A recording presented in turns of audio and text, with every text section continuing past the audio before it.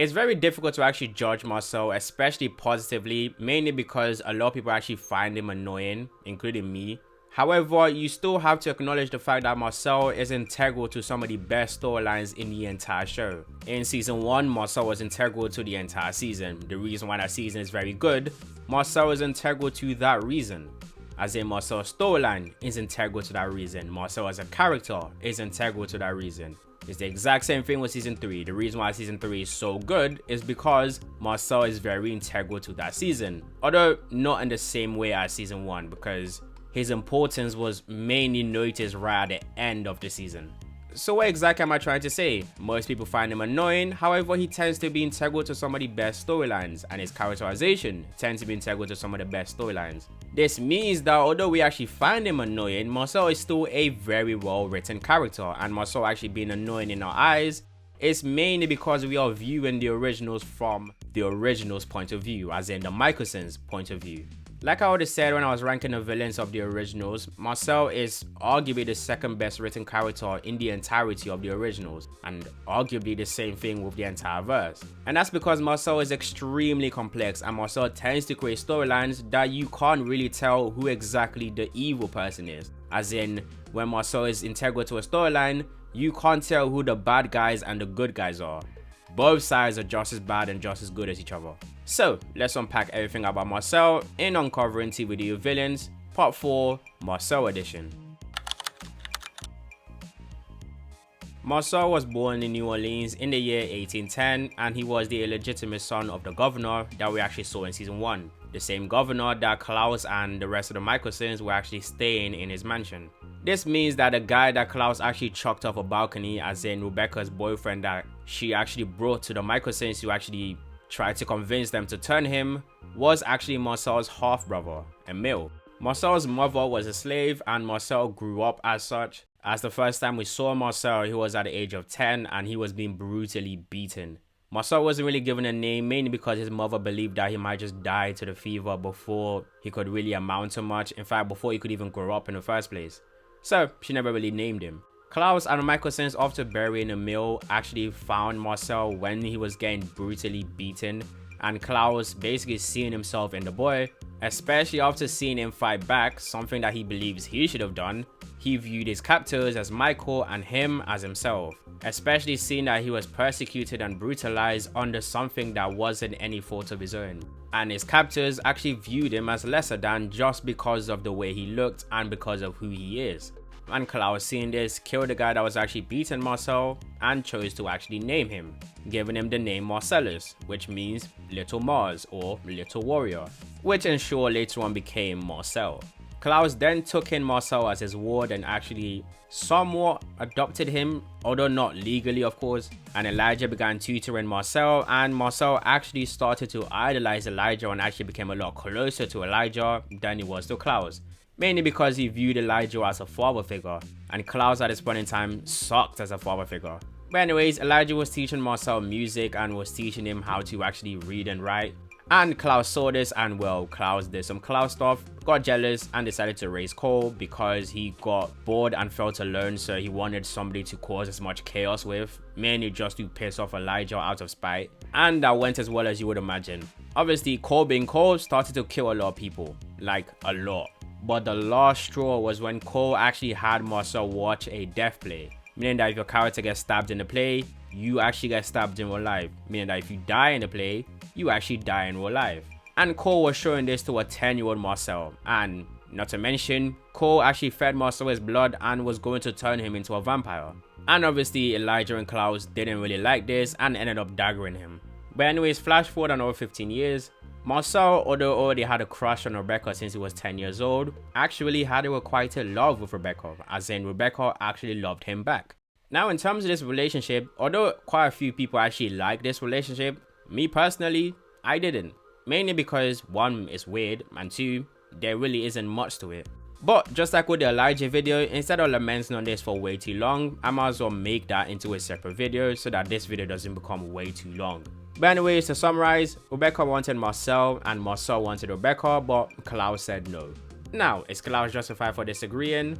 Yes, he has a very good reason for that, as in the reason why all of his family nearly got wiped out because of Rebekah's bad choices in men. However, is Klaus 100% justified for actually controlling who Rebekah can and cannot be with? No, mainly because that will create a much bigger problem later on. But due to the way that the relationship actually works, especially seeing as Klaus and Elijah are seen as the leaders of the group, basically meaning that if Klaus and Elijah disagrees, it basically seems that they control him because you can't really disagree, as in you can't just go around it. You're basically going to be rebelling and you're going up against Klaus and Elijah, or just Klaus. So obviously Rebekah didn't really rebel because she'll be on her own. So she kept her and Marcel as a secret, and eventually Klaus found out. Anyways, Rebekah was daggered for 52 years, mainly because Marcel was given a choice of either becoming a vampire or undaggering Rebekah, and he chose becoming a vampire, rightly proving Klaus's idea of him, as in the relationship between him and Rebekah, to be somewhat not as important as his quest for power. Marcel's love for power supersedes his love for Rebekah, something that Klaus assumed even before this test, and this is something that Marcel proves to him and proved to Rebekah constantly over the century. But anyways, after the feud between Klaus and Cole getting daggered, Marcel enlisted in the army to actually fight in World War I.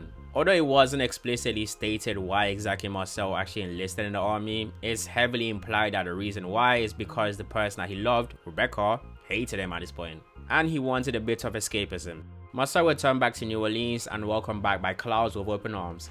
And I think in about a few days or a few months, Rebekah also started to actually like Marcel again and eventually started to fall in love with him again. But obviously that doesn't matter because Klaus still doesn't really like their relationship and pretty much forbade them from actually being together, meaning that their relationship won't work if Klaus is there. So Marcel was thinking of ways to actually get rid of Klaus in order to actually get into a serious relationship with Rebekah, as in go public with Rebekah, because he really can't. At this point, all of their relationship is completely in secret.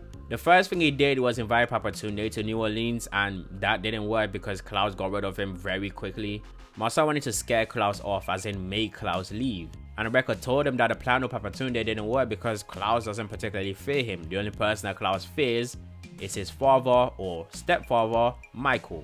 So both of them, with the help of Genevieve, actually called in Michael. However, before Michael showed up, Klaus actually gave them the go ahead. However, it was way too late, as in a message was already sent and Michael was already on his way. He's probably really close to the city at that point. So Rebekah went to Genevieve to get a message undone, and Genevieve told him exactly what I just said, and Rebekah killed Genevieve trying to hide the secret. Obviously, if Klaus finds out, that would be catastrophic. Just like with Klaus undaggering Cole to actually spy Elijah, Marcel and Rebekah calling in Michael to actually get rid of Klaus went really bad very quickly. Drink, sister.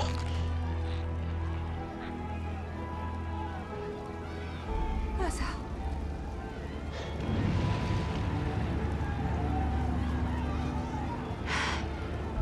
He's gone, sister. No. Both of you must flee the city. I'll hold him off, Nicholas. A lot of people don't actually realize this, but Marcel was actually in the Vampire Diaries first before he actually was shown in the originals. But basically the story went as such. Hayley wanted to actually find out about her birth parents and her family, so she started working with Shane, who was working with Silas. Shane, and therefore Silas, wanted the hybrids, as in specifically 12 of them, to be massacred at a very specific spot. And in return, Hayley gets to find out about her family. So Hayley told Klaus about Tyler's plans to actually put his soul into Rebekah's body and trap him there forever. So Klaus massacred his entire hybrid pack, and obviously couldn't find Tyler, so he killed his mom instead. Silas, and therefore Shane, pointed her to New Orleans, and when she was at New Orleans, Catherine found her. Catherine then pressured her about information on where Silas is, as in where Silas and her tombstone is. So she told her out of fear, which led to Catherine stealing the cure. Obviously, Catherine being Catherine didn't want any loose ends, so she started sending vampires to get rid of Hayley. As for payment for saving his life from Tyler and the rest of his hybrid pack, Klaus showed up and actually saved Hayley's life and got rid of the vampire that Catherine sent to kill her. To further protect her, he took her into his mansion in order to actually have her cooperate with him to actually take down Catherine. One thing led to another, they slept together, and as Hayley was actually getting dressed again, Klaus noticed a birthmark on her. as in a specific birthmark that is only possessed by members of the Labonaire bloodline. So Klaus knew exactly who her family was, so he was able to actually point her to that direction. When she got there, she was manipulated and ambushed by some witches, and then eventually these witches actually did some tests on her to actually make sure that they actually know for sure that she's 100% pregnant, meaning that Hayley will be the first person in history to be pregnant with the seed of a vampire. The witches, using this information, were able to actually lure the Mikaelsons back into New Orleans, specifically the Mikaelson siblings of Klaus and Elijah. Now you ask yourself, why exactly are the witches so desperate to actually lure the Mikaelsons back into New Orleans? As in the most violent family in existence, especially Klaus, who is easily the most brutal and the most sadistic vampire that has ever existed. In fact, probably the most sadistic and the most violent being that has ever existed. And that's because of something that the Mikaelsons immediately noticed the moment that they stepped foot into New Orleans. And that is that New Orleans is in the middle of an active civil war. A civil war that has lasted for about a century at this point. On one side, you have the witches who lured them back into New Orleans, and also what's left of the werewolves who had basically been hunted to extinction. And then on the other side, you have the vampires. The vampires who are led by the very not dead Marcel. Please tell me that my brother had nothing to do with this. No. Jane Ann died because she got caught doing magic. You mean she got caught doing magic? You want to know who killed Jane Ann? You're about to get your first glimpse of Marcel in action. The vampire Marcel? Things have changed since your family left town. Marcel has changed.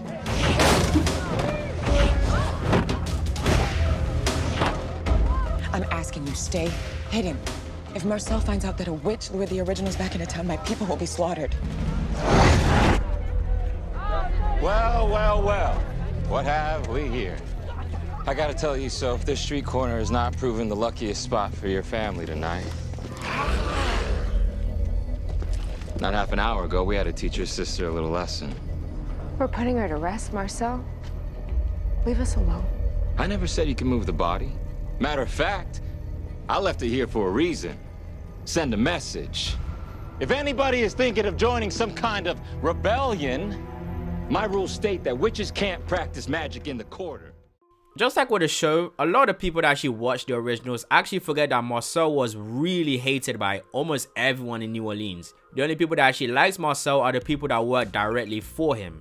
The witches wanted Marcel gone because Marcel basically had them in a chokehold because Marcel banned them from actually practicing magic, the very thing that actually makes them witches. So how exactly did Marcel actually achieve this? Because that's basically impossible. Nobody can actually hold down an entire witch community and actually make them do exactly what you want them to do, especially to the extent of stopping them from doing the one thing that makes them witches. And this is because Marcel has a secret weapon, as in a very powerful weapon that allows him to know exactly when a witch is doing magic. A specific weapon that the witches also want their hands on because they need that specific weapon to complete a ritual. And this weapon is not a thing, it's a person, Davina. The first part of season 1 was split into two storylines, as in one, you have Marcel's mini war with Klaus, and then the second storyline was the Venus storyline. And I didn't particularly care that much about the Venus storyline in season 1, although I did actually like her storyline in season 2 and season 3, but in season 1 it really dragged down the plot, as in Klaus and Marcel's storyline was always at an all-time high, and then it just automatically get dragged down by the Venus storyline. Don't get me wrong, I love world building, but the Venus storyline dragged on for way too long. But the part of the Venus storyline I did like was her relationship with Marcel. Marcel's relationship with Davina was very similar to Marcel's relationship with Klaus. Almost the exact same circumstance that him and Klaus actually met each other and Klaus actually became fond of him is basically almost the exact same circumstance that him and Davina actually met each other and Marcel got fond of her. Because like Marcel, Davina is a fighter. Davina was fighting for her survival, even though she was basically fighting a losing battle. And Marcel saw himself within Davina, which mirrors directly Klaus and Marcel's relationship. The great thing about the storyline is that it actually allows us to actually see exactly why Klaus is actually the way that he is, specifically with his family, as in his relationships with his family. And this is done through Marcel and Davina's relationship, not Klaus. Marcel was very protective of Davina to the point of actually keeping her locked up in an attic the entire time. He used her powers for his own benefit, and he doesn't allow her to leave or go anywhere. He is always protective over her. He's very diligent on who exactly knows of Davina's existence and who exactly gets to meet Davina, who exactly gets to talk to Davina, who exactly gets to interact with Davina overall. And this is all done because he believes it's for her safety. And over time, Davina will start to believe that she's a prisoner and will start to rebel. Davina got to a point in which she wanted to leave. She wants to experience the world. She doesn't want her world to just extend to the door of a church attic. She wants to see people new that isn't Marcel or Marcel's vampires or just specific humans that Marcel handpicked for her. That makes her feel like a prisoner. And if you notice, this is very similar to Klaus and Rebekah's relationship. And this gives us a bit of an insight on the slight difference between Klaus and Marcel's character. Although yes, Klaus and Marcel are very similar because Klaus raised Marcel in his image, and the show made it apparent that both of them have the exact same decision making and have almost the exact same thinking. However, there's a slight difference between Marcel and Klaus, and Marcel is a very good example of how exactly Klaus can disengage when he's in a bad situation. As in situations in which he looks worse than he actually is. Situation in which he has to compromise to actually benefit the relationship between him and another person. Marcel actually compromises, Klaus doesn't, which is why she creates the problems that Klaus tends to face when he actually makes new relationships. Marcel ensures loyalty, as in he inspires loyalty. Klaus expects it just because he is Klaus, as in he is the primary strategist. He's smarter than everyone in the room. He's usually the strongest person in the room, so he expects loyalty because he's supposed to be seen as the leader. Unlike Klaus and Rebekah's relationship, Marcel actually granted Davina exactly what she wanted to do, as in Davina wanted to go out and experience the world, and Marcel actually let that happen. Even though it is dangerous, you understand exactly why Marcel is actually scared for her and is only trying to protect her, but he still listened to her. He made sure that people were protecting her and actually had her go around and meet new people. It nearly ended up badly, but she still got exactly what she wanted, and she actually got reassured that Marcel actually cares for her. Klaus doesn't do this. For example, with Rebekah, Klaus basically forbade her from falling in love with anyone. And don't get me wrong, I 100% understand why exactly Klaus forbade her from falling in love with anyone, because pretty much everyone is out to get them. And that mindset is something that he believes everyone should have, because that's almost 100% true. And Rebekah has a terrible choice in men, like catastrophic. So it makes sense that Klaus would believe that her choice in men could lead to her death. However, it is a lot better for her to come to that conclusion than it is for you to impose that conclusion. In both situations, there's a possibility that it can be dangerous. However, there's an even greater possibility that it won't be. So it's up to you to make the action as controlled as possible to make it as less dangerous as you possibly can. Work with them to help you protect them. If you don't work with them, they're going to hate you. And for vampires or witches, especially powerful ones, it makes it a lot easier for them to take drastic actions, or they do the exact same thing you don't want them to do, but in an uncontrolled manner, making it a lot easier for it to turn very dangerous. Klaus doesn't work with people to achieve his goals, Marcel does.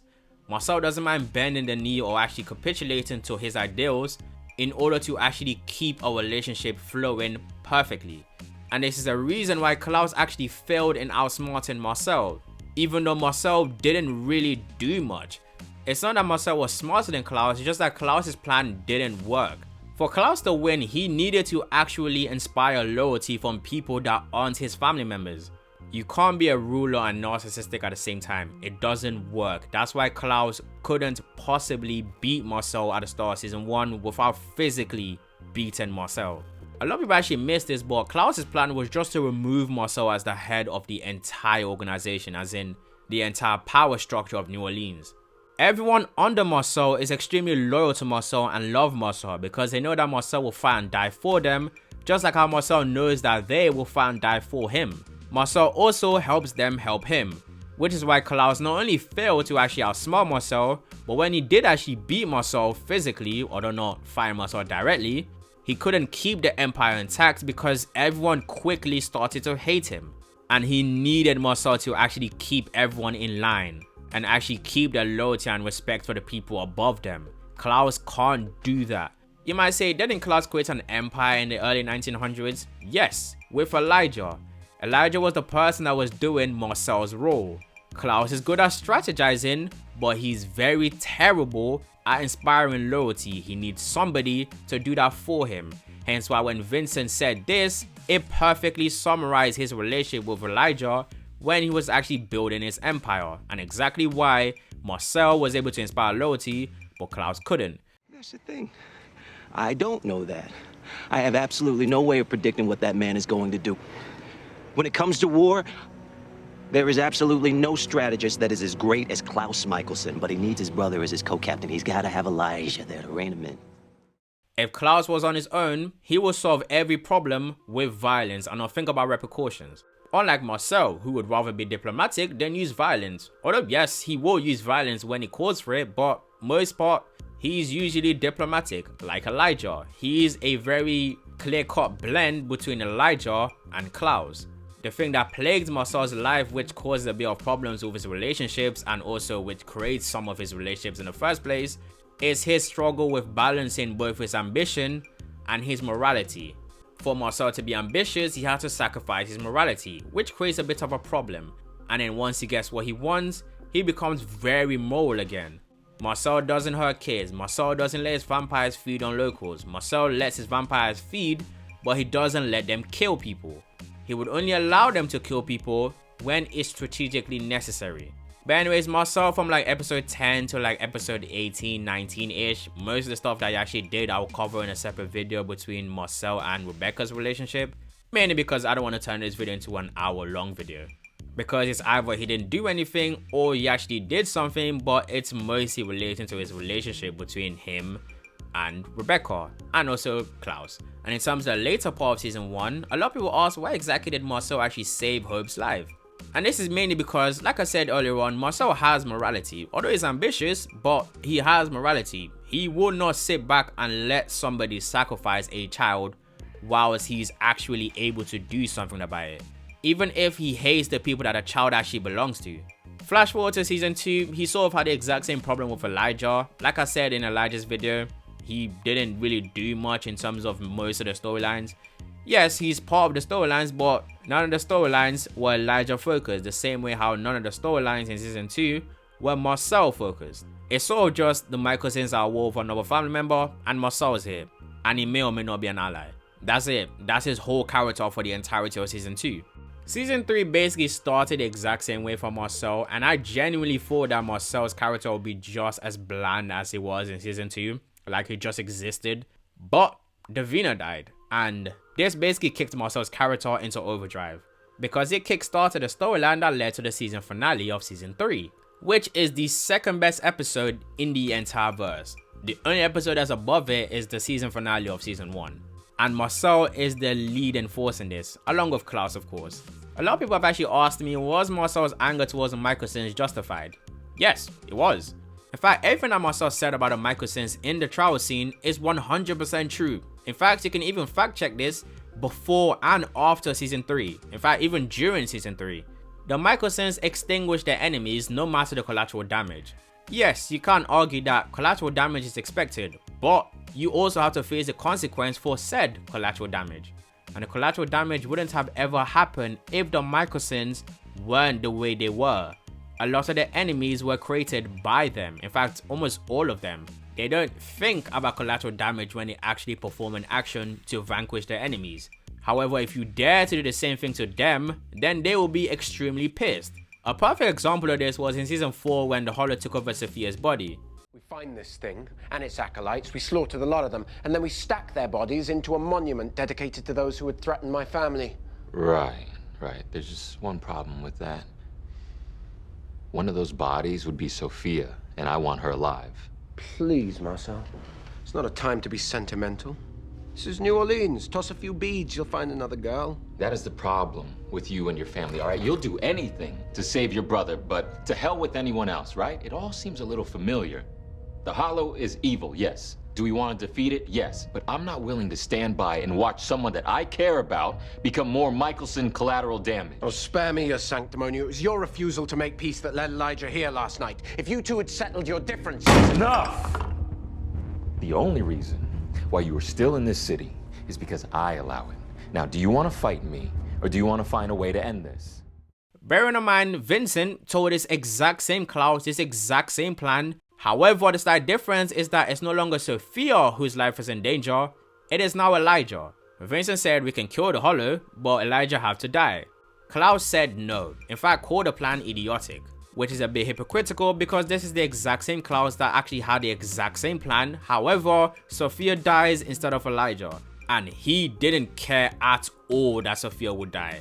However, if you notice, I never said that Marcel wouldn't be the same way as Klaus. Which brings me on to my second point, which is that was Marcel the right messenger to actually bring the message of what he said to the Mikaelsons, specifically Klaus, in the trial scene? No, absolutely not. Marcel is the worst example of what he's actually trying to explain. This is because Marcel does the exact same thing, something that Vincent learned very quickly in that very episode. Vincent quickly realized that, oh, we used to hate you. Like I said earlier on, Marcel struggles with balancing his morality and his ambition. When Marcel is ambitious, he has to sacrifice his morality. And when he sacrifices his morality, he becomes Klaus. Meaning when Marcel is ambitious, he becomes Klaus. He does things that Klaus would do. He sees everything the same way Klaus does. The only difference between Marcel and Klaus is their morality. Like, remember when I said Marcel took over New Orleans after the Originals left due to the power struggle that they actually created? He didn't do that diplomatically. He did that by force. He massacred everyone that stood in his way. He nearly ended an entire lineage. The only thing that survived was a baby. Everyone else got killed. In terms of the werewolves, he put a curse on them to actually stop them from being an obstacle. In terms of the witches, anyone that steps out of line, they die. Yeah, Marcel maintains loyalty with people under him because Marcel is quite good at actually maintaining his emotions and actually inspiring loyalty. However, if you're an enemy or potential enemy, Marcel is ruthless towards you. He is just like Klaus when it comes to that. Something that Vincent quickly realized when Marcel actually invited dozens of vampires into New Orleans just for show. He could have just dealt with the Mikaelsons on his own if he really wanted to. He did that just to feed his ego, the same way Klaus would, which led to people getting hurt. In season 1, when Davina was an active threat to the entirety of New Orleans, it took Marcel to the very last minute to actually accept the fact that Davina needs to be sacrificed. Like, he was told multiple times before that, like, they were like, hey, Davina is about to blow up the entire city, by the way, if we don't sacrifice her. And Marcel would just counter by saying, oh no, there's another way, there must be another way. Like, there isn't. Davina would blow up everything. Even when Marcel was actually seeing signs of what is about to happen. Wind, rain, earthquake. Literally everything that points to the 4 elements of wind, water, earth, and fire. Marcel still didn't actually allow them to sacrifice Davina, even though he knows when fire happens, there's no going back. Everything will be burned to the ground. So yeah, what he said about the Mikaelsons was 100% correct. However, right message, wrong messenger.